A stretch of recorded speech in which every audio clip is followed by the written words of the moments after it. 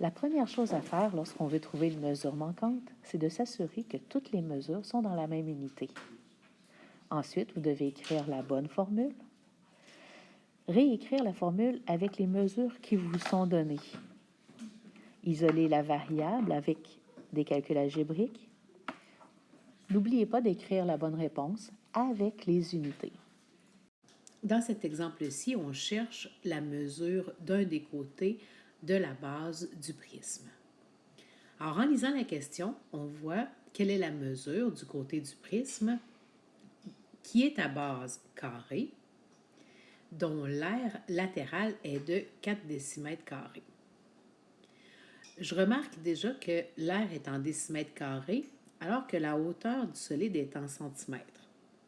Je vous recommande de changer les centimètres pour les mètres en décimètres.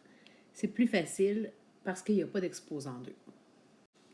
Maintenant, étant donné que le mot magique aire latérale est écrit ici, je vous propose d'écrire la formule magique du mot magique. On continue en écrivant tous les nombres que l'on connaît, ce qui implique le 4 pour le 4 décimètres de l'aire et le 2 pour le 2 décimètres de la hauteur du solide. Il nous reste à trouver maintenant le périmètre de la base. Je vous propose de faire un mur, de diviser par 2 de chaque côté, ce qui nous donne que le périmètre de la base est de 2 décimètres. Maintenant, je vois que la base est un carré.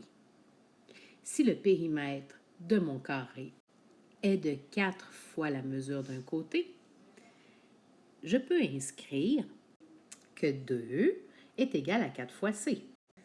En traçant un mur, en divisant par 4 de chaque côté, on obtient que la mesure d'un côté est de 0,5 décimètres.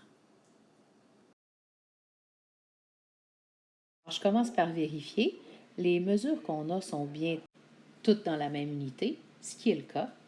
Ensuite, on va écrire la formule pour laquelle on a le plus d'informations. Ici, la formule de l'aire totale d'un cylindre. Je vais tout de suite la réécrire plus précisément en développant la formule de l'aire de la base et la formule de l'aire latérale. Maintenant, je vais la réécrire avec tous les nombres qu'on connaît et je vais simplifier.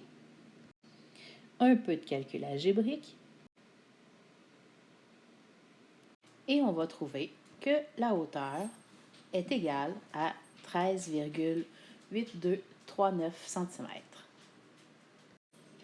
Maintenant, pour trouver l'apothème de la pyramide à base pentagonale, dont l'aire totale est de 287 décimètres carrés, je commence par vérifier si j'ai seulement des décimètres. Et oui, l'apothème de la base est en décimètres, mais oups, le côté de la base est en centimètres. Changeons-le donc tout de suite pour le mettre en décimètres. Maintenant, j'écris la formule de l'aire totale de la pyramide. Je la réécris avec toutes les mesures que l'on connaît. Je vais commencer par simplifier et je vais pouvoir maintenant faire un peu de calcul algébrique afin de trouver que l'apothème de la pyramide est égal à 12 décimètres.